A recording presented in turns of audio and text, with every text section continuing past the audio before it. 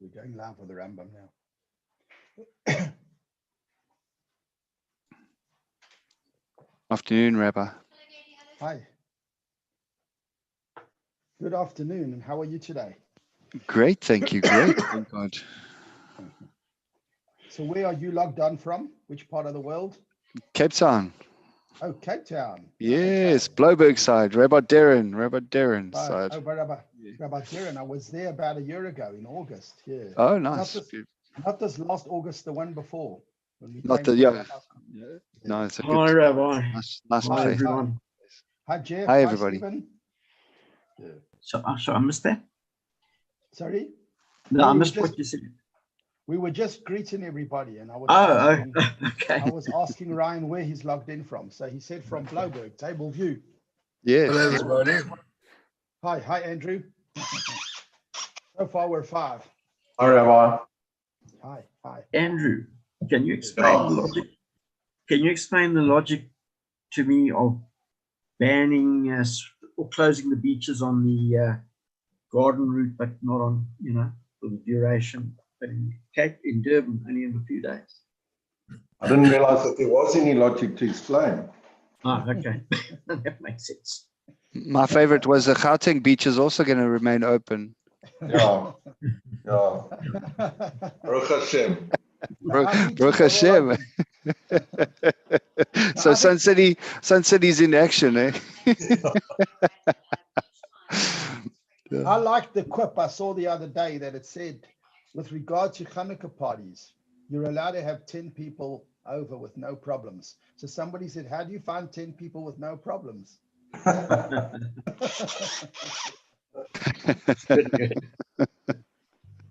Listen today, the Rambam will explain all. Yeah. In fact, today's Rambam, interestingly enough, is about Pesach, checking for chametz. So we're pretty organized. If we're already worrying about looking for chametz, and it's where we now? It's in the middle of Hanukkah. Yeah. Like Tevei Shvat Adar. Wow, that's good prep. 3.5 months in advance. We're going to look at the laws of searching for chametz. But I guess last year it was a few weeks before Pesach when all the madness started in the world. Yeah. And when they first sent my children home from school and said they're closing the schools down, I thought, oh, wow, but I'm sure like in the next week or two, this will all sort out. I mean, this has got to be a 5-6 day problem maximum. Little did I know. And when somebody said that when Pesach comes around, it's going to be a strange Pesach, I thought, what are they talking about? Pesach's 3 weeks away. And they're already assuming that Pesach's part of this. Well, you know what? Anyway. Our holidays were ruined slightly, so it's time other people's holidays ruined. No, we've got to be kind to everybody. Talking So about anyways, religious holidays. Okay. The religious holidays. Yeah, Okay. religious holidays. Okay. Only. So we're gonna put the text, the Rambam, the text on the screen, and kick off. It is already 3 minutes past 1. And what's nice about it is it's practical law. In other words, as we've seen, sometimes we learn law in the Rambam that appears to be a little bit more abstract and not so tangible and helpful to what we actually do. Although it's always a big mitzvah to learn Torah. Every part of the Torah is important.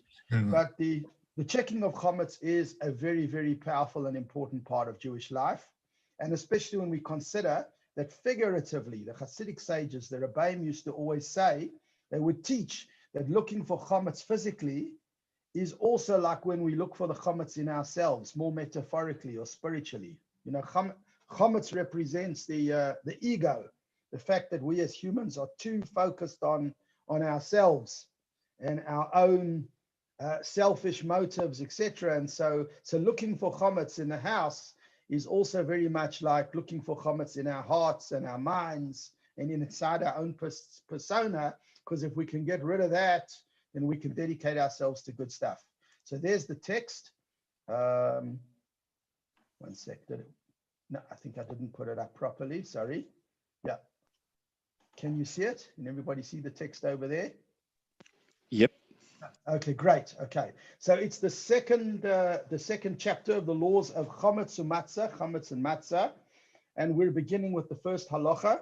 And the first halacha is telling us, I'll read it in the Hebrew, mitzvahs asay min ha-Torah, a positive commandment directly from Torah, lahashbis he-chometz, to get rid of chometz, to destroy chometz, koidem zman isur achilasai, before it becomes forbidden to be eaten. This is based on the verse in Exodus Shmois Shenemar. It says over there, Bayoim harishayin tashbisu sa'oir mibateichem. On the first day, you should destroy leaven from your homes.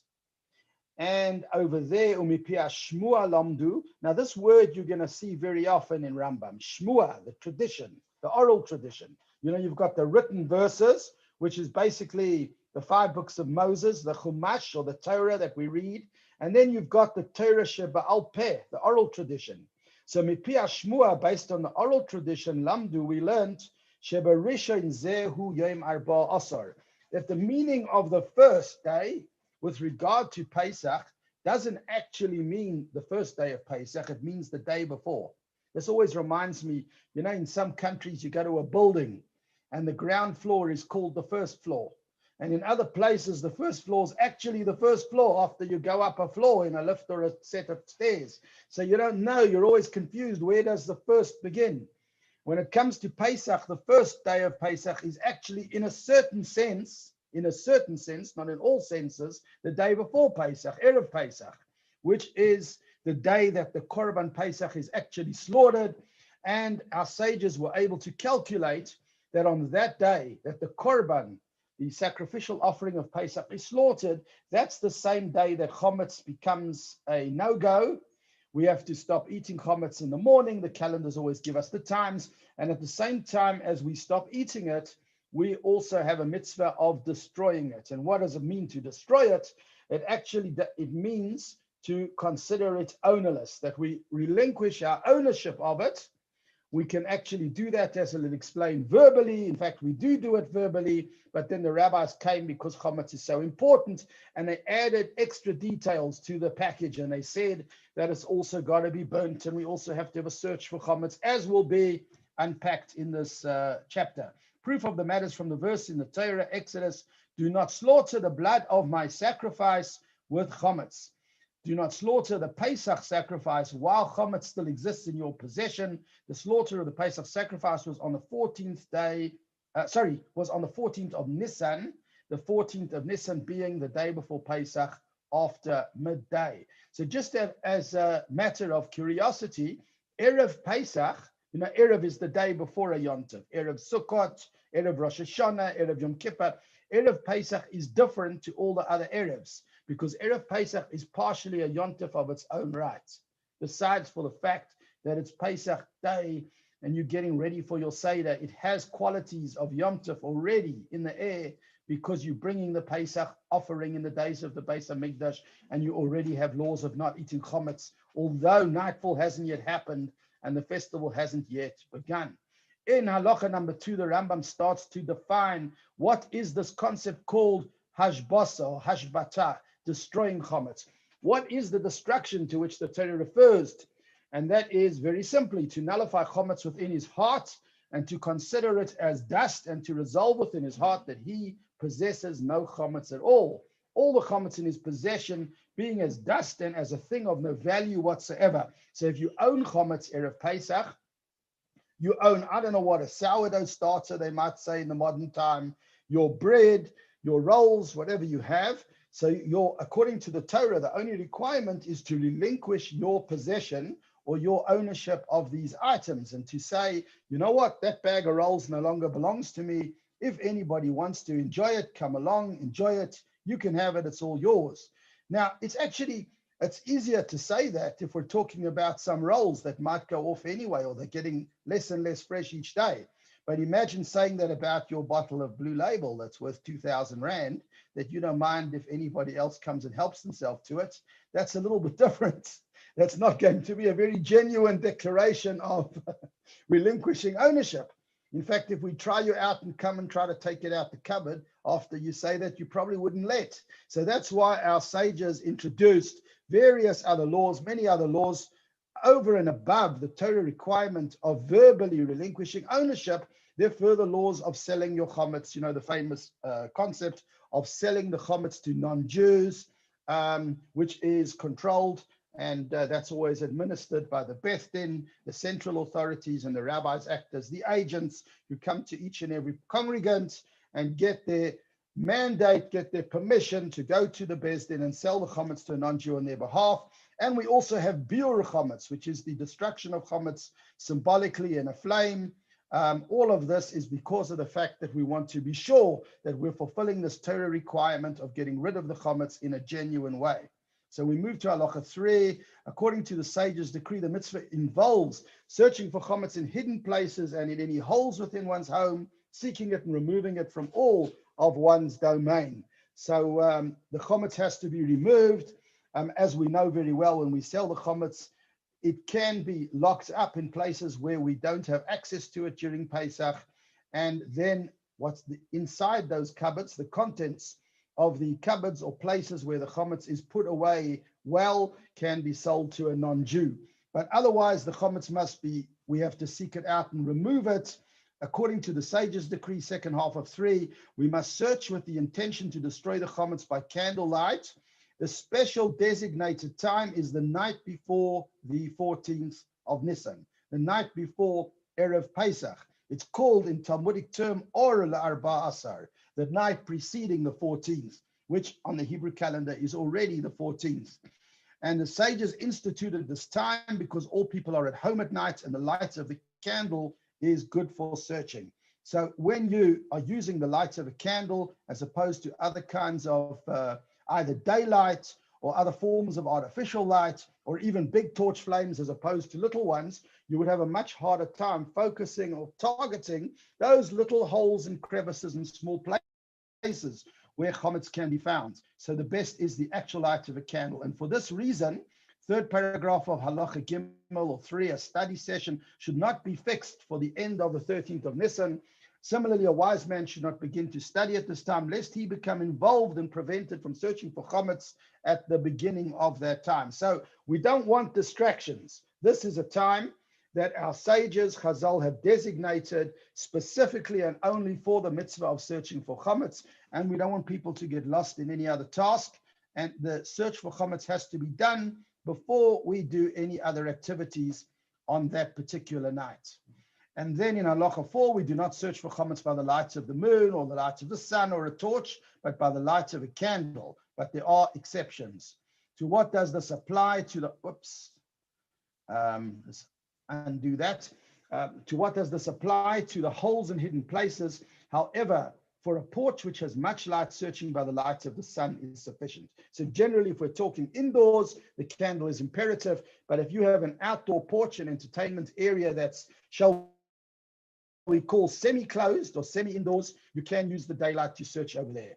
And then an interesting one, second half of halacha daled or 4, the middle of a courtyard doesn't have to be searched because birds are there. Birds will come and eat the chametz that falls there. So we're entitled to rely on the fact that a place where birds have access, they're going to come and take care of any crumbs that remain.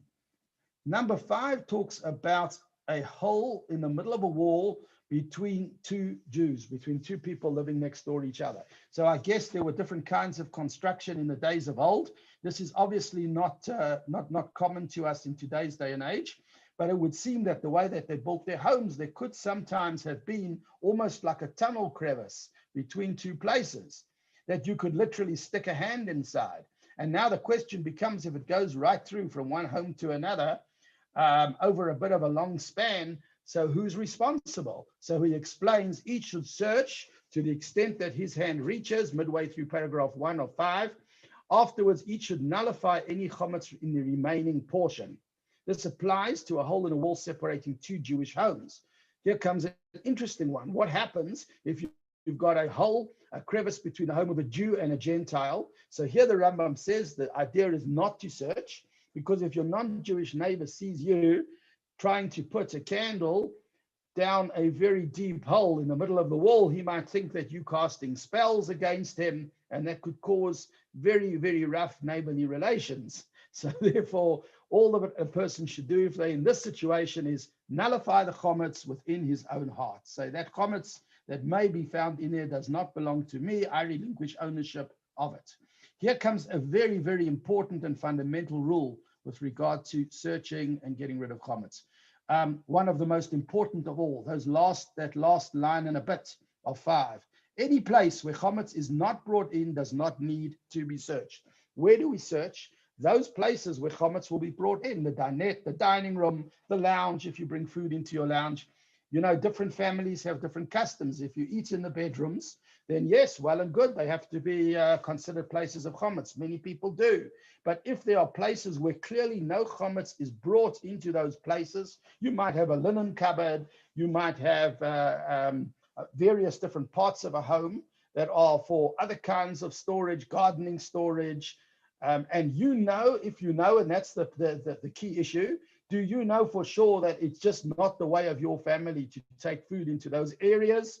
There is going to be no chance that there's chametz inside there, then you would not be obligated to search in those areas. And in number 6, halacha vav, the Rambam starts to define the differential between areas, crevices, shelves, structures that would more commonly be places where chametz could be taken into during the year and found, and those not, upper and lower holes in the wall of a house. In other words, what it means is too low or too high for regular access.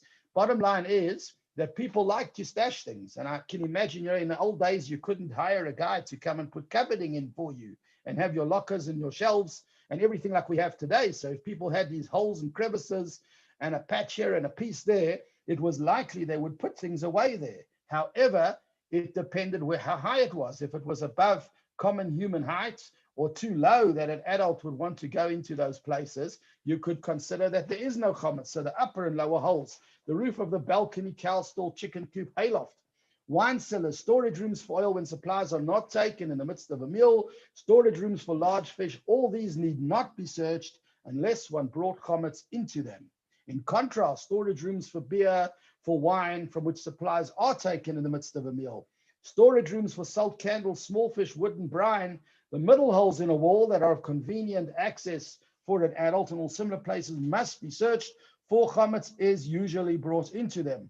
But if a person knows for sure that he did not bring chametz into these places, they do not have to be searched. So the bottom line is it a place that you are likely to go to? Is it a go-to place in the middle of a meal? You know, a lot of people might run off to the grocery cupboard in the middle of lunch because somebody likes a certain kind of spice and they're asking for it, or you keep your supplies there. When we talk about supplies and storage, there's certain storage places where you're not likely to go to in the middle of a meal. But if it's the kind of place, like some people have walk-in grocery cupboards, where you are likely to run off there in the middle of a meal because you're generous and you want to replenish what the guests have finished eating, so you're going to get some more crackers or whatever it is. If you're moving in and out of there while you're sitting and eating bread, there's a chance that the bread on your clothes or wherever can easily end up in that place, and it needs to be searched. And then at the bottom here, when searching a wine cellar, all that is necessary to search are the outer 2 rows, the highest and the one below it. A lot in the Talmud about special patterns and differences of opinions, but that you would store in a wine cellar, there would be barrels lined up horizontally and vertically. You can imagine how it was with the people in their wine cellars. They would line them up in rows. So the halacha was that you only needed to search those external outer lying rows, where it was more likely that a person coming in would touch those barrels or maybe put food down upon them. If he comes in to the wine cellar to get some wine in the middle of the meal and he's got his sandwich with him or his food or a piece of bread that he was in the middle of when he left the table, where's he going to put it down? Where's he going to touch? Those barrels that are on the outside facing him, not the ones that are deeper into the room. Now we talk about in 7, we talk about creatures that sometimes move chametz around in our houses. Looks like pest control wasn't as strong in the old days. I think this might scare some people. Do you think about weasels, rats and mice running around the house? We should all be benched that we don't have that. It's not so pleasant. But what should we do about the fact that they could drag chametz around from one place to another? So we don't suspect that a weasel dragged chametz from a place where it's not usually brought, because if we were to suspect that a weasel would take chametz or a rodent of any sort from house to house, We might have to then say the chametz could be taken from city to city. And the Rambam says an interesting thing. There is no end to the matter. Halacha is often, it often targets or focuses on the need for practicality. It's impractical to become, how would we call it, OCD, very obsessive, and to say that that it's possible that it moved it from my house to the neighbor and then down the street, down the village, down the city. So we draw a line and we say we're not going to worry about rodents moving chametz around unless there is cause to worry. We saw it, we noticed it. Somebody saw that there was an issue. If a person checked on the night of the 14th and he placed 10 loaves of chametz on the side, he prepared his food that he was going to use the next day, and he found only 9, so now he has to suspect that chametz is present in the home, and the search must take place a second time, because here for sure a rodent, an animal of some sort, must have moved it. He knows you put 10 there, and now there's only 9. And usually when they move these things, they don't move them neatly, as you'll explain. If a person saw a mouse enter the house with chametz in its mouth after he's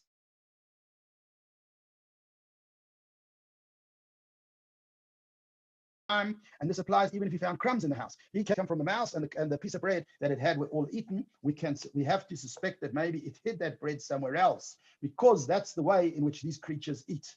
They tend to leave crumbs in one place and then they stash and they store the balance somewhere else. So if he doesn't find anything, he has to search through the house. If he did find a piece of bread that he believes the mouse took when entering, then he need not search further.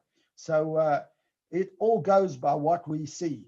And there are many elements in halacha, as you're going to see going through the Rambam, that a lot depends on what we see and what we notice, as opposed to what we don't see and what we don't notice. Sometimes it is not, how would you call it? We're not held responsible for that which we don't see.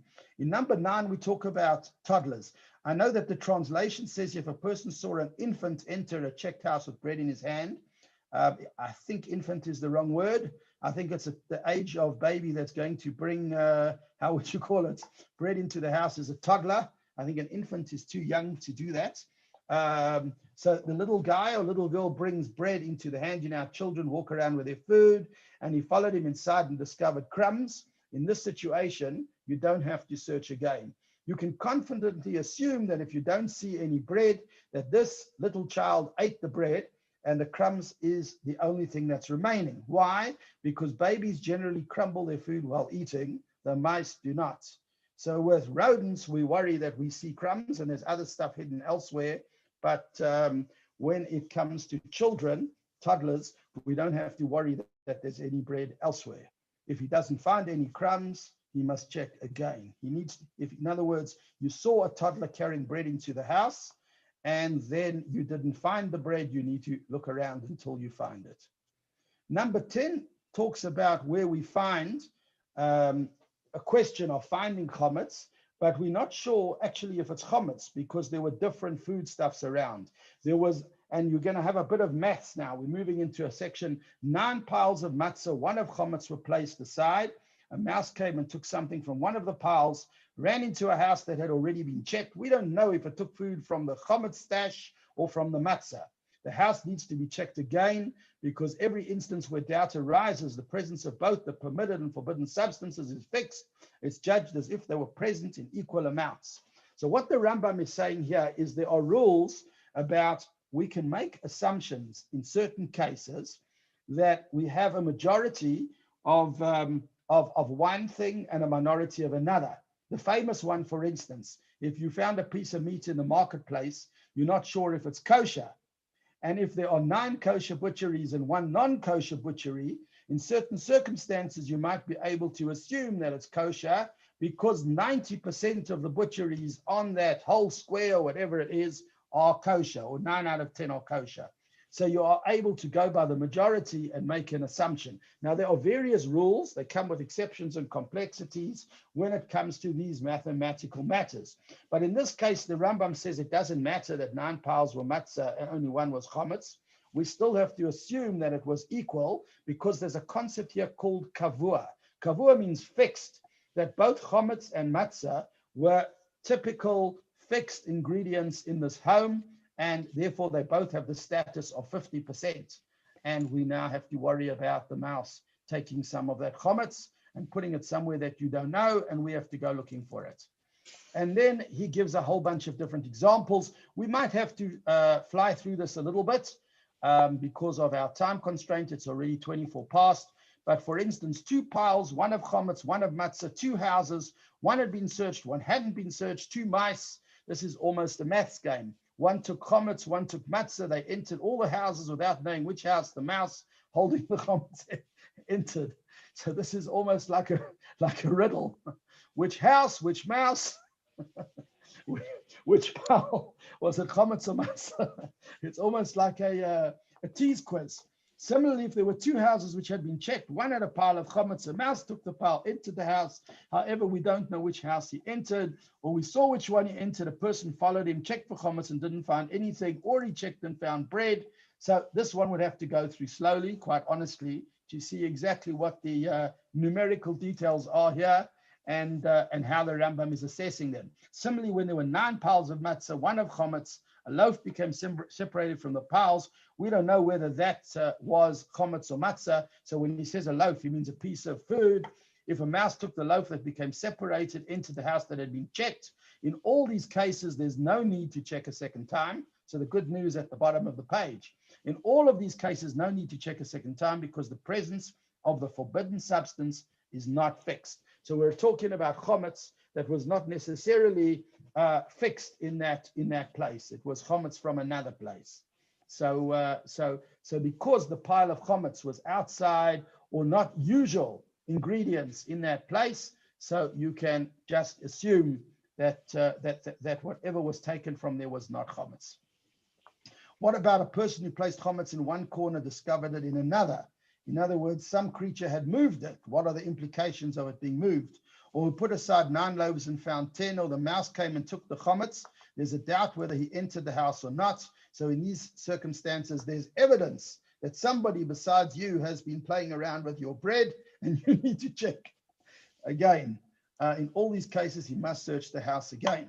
And he carries on with all of these different issues. By the way, the practical side of this, lest I forget, because we're going through a lot of stuff that may not be so practical and tangible, because you might be using very good pest control companies that are keeping all these guys out of your homes.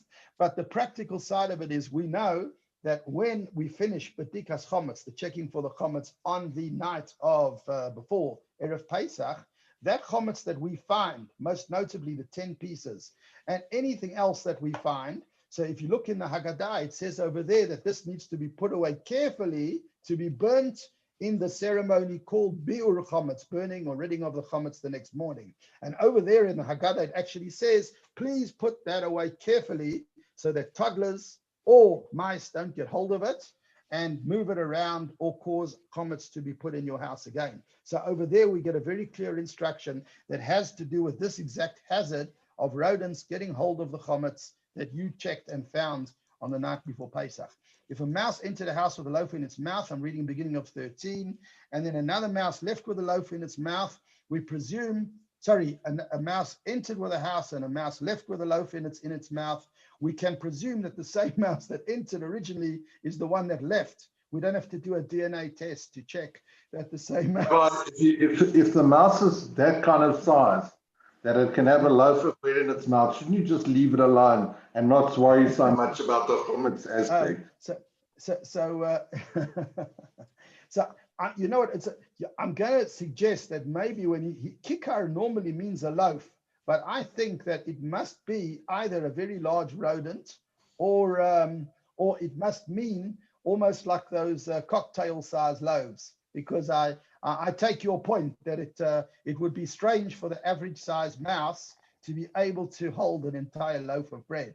So it's interesting. We have rats, big rats. Sorry, but We have big rats. Do you think that practically one of them could? It's not fun to imagine it, but do you think that practically one of them could walk off with a full loaf? Although I think the halacha would apply even to a piece of a loaf. I mean, you know how sometimes they cut the loaves and sell them in quarters or whatever. I'm not sure why the Rambam is saying a loaf as opposed to a piece of bread. because the quantity wouldn't be a, what's the word? It's would be an issue anyway. It would be a challenge even if it was a half a slice. Okay, I'm not sure. Oh, so, okay, so you can presume it's the same mouse that left. Where were we? If the first mouse which entered was black and the one which left was white, we have to search again. So if you've got a different mouse departing, it is actually quite humorous. I see guys laughing. A different one even to the one that came in, or if it's a different animal. A mouse entered, it actually even gets funnier. A mouse entered with a loaf in its mouth and a weasel left with a loaf in its mouth. He's got to search again because it's a different animal. But this is actually funnier. There was one. If a weasel left with the mouse and the loaf, the bigger animal left with the mouse and the loaf in its mouth, we can assume that the mouse and the bread that you saw coming in went out with the weasel. So the mouse and the loaf of bread in his mouth became the weasel's lunch. I think we should have brought the kinderlach to today's session. It would have been very entertaining for them. If a snake enters a hole with a loaf in its mouth, there's no obligation to bring a snake charmer to remove it. Interesting that they know that not everyone's going to get a snake out of the hole. You don't have to bring a snake charmer to remove it. I don't know if I'd want to stay in the house with a snake, never mind the bread. That's good, yeah. There is a story of a family in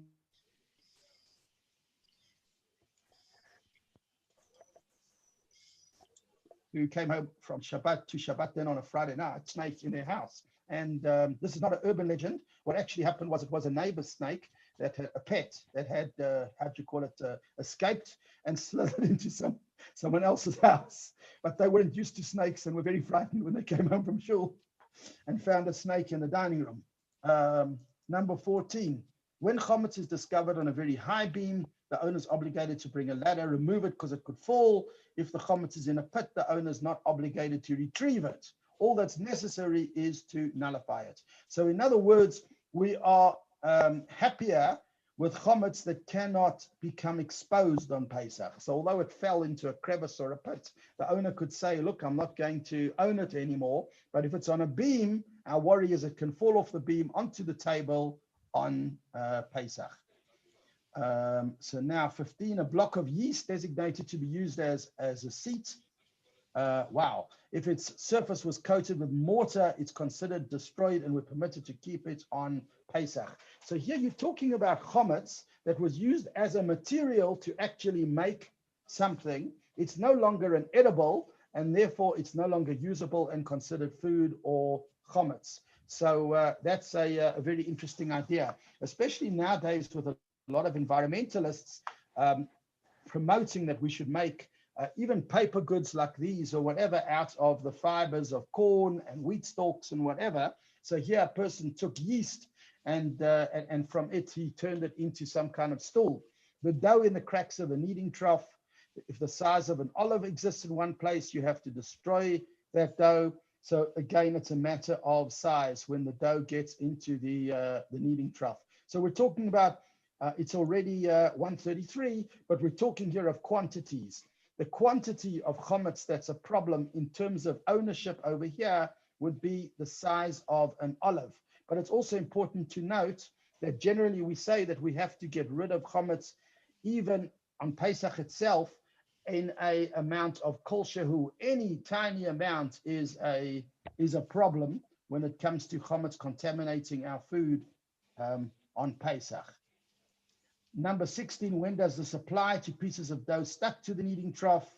If it's discovered within a house, one's obligated to destroy the dough, even if the connecting thread of dough is lifted up. So what I'm going to suggest is the text is available because we won't have time to go through all of these details regarding the size of the chametz that's found in the kneading trough. So I think he's talking over here about chametz that gets into the crevices and different places, how much would be there, and how much effort do we have to invest in trying to get rid of it and get it out the way for Pesach.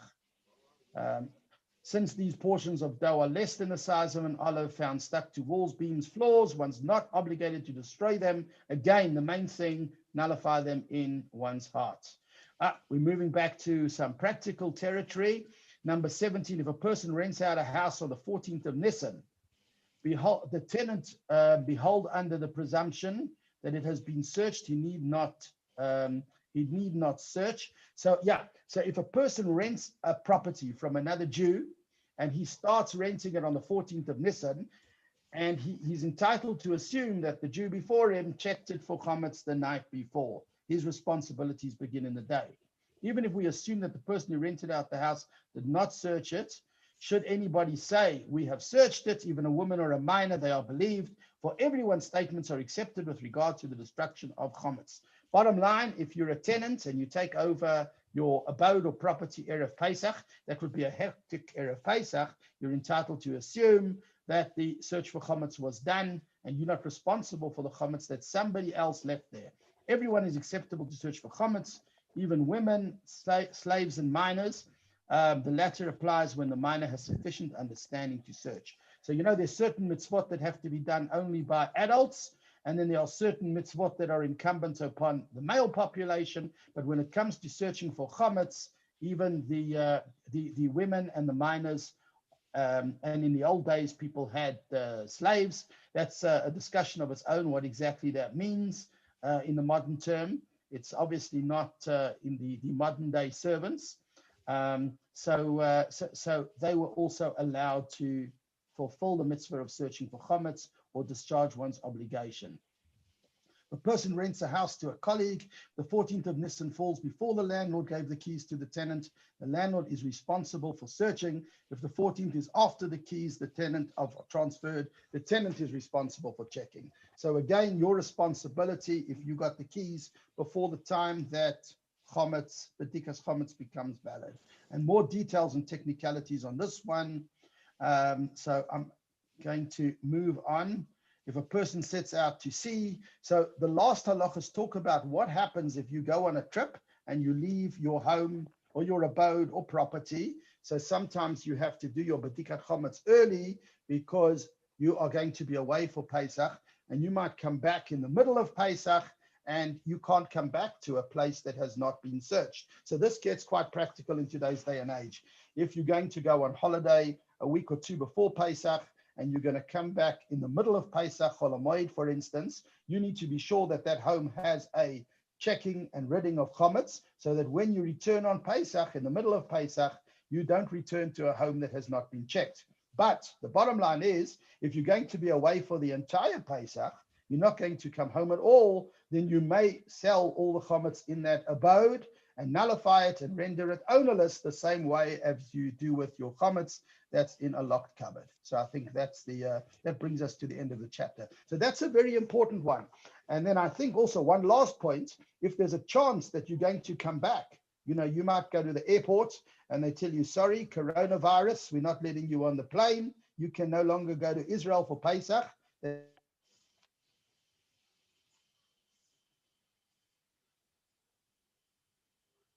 Community or wherever else they were planning to go, but airport, people could travel for a week or two. If there's a chance that you're going to be sent back home, you're going to be returned to where you came from, you need to be sure that your abode, your home, is clear of chametz so that you can return to it on Pesach. Okay, I'm going to switch off the text. If anybody wants to chat about any of this, by all means, we can have a chat. Just watch those mice running in and out. No, on that mouse story, surely they'll more likely eat it than store it somewhere else. So halacha goes by the characteristics of the animal. So you probably noticed that when it mentioned birds, it was quite satisfied that chametz in an area that birds have access to, the birds are going to knock off every last crumb. But it would seem that rodents are prone to hiding and storing. So the problem is they might move your chametz around without consuming it. If we could assume they'd consume it, we'd be in a better position, but that's not their nature. Okay. Thanks, Rabbi. Thank you. A pleasure. Thank you. A pleasure. Enjoy the rest of Thank you, Rabbi. Thank you, everybody. Stay Have safe, a great day. everybody. Those that are traveling, travel safe. Thanks, Rabbi. Safe. Thank you. Thank Enjoy. Now do you Thank you. now do you understand why the beaches are closed? I think they were worried about the mice running around on the beach with, how would you call it, with comets. Or the weasel and the snake in the mouth. Mouse running around with a bottle of beer. But I don't know if you caught that one. I thought the funniest one, because I started laughing. That the mouse goes into the house with a piece of bread and a weasel comes out with the mouse and the bread inside it. That's a little bit like Chad Gadya. The weasel ate the Chad mouse and Gadya. ate the bread. And then you still have to check what color the mouse is that's coming out compared to the one that we did. Thank you, Rambam. Thank you, Reva. Okay. Thanks all. Okay. Cheers, bye. Thanks. Bye-bye. Okay, cheerio, everybody. Thank Drive you. carefully and enjoy.